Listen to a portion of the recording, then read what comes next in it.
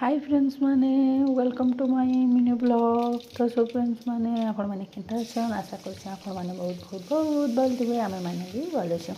मन बड़ मां को मजे भार मन सान को मदे सारा भल पाइबा हो आशीर्वाद।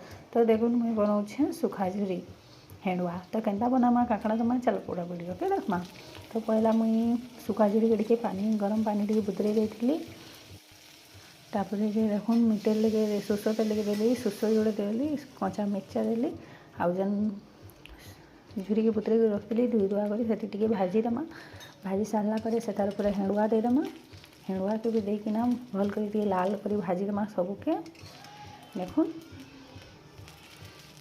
तापर ये हल्दी नून देदेमा आउ टमाटर जोड़े देदेमा।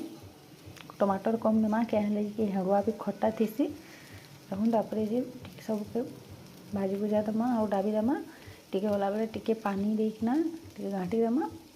और आपको का के भल लागसी हेंडुआ सुखा झुरी मत कमेंट रे जरूर बताबे।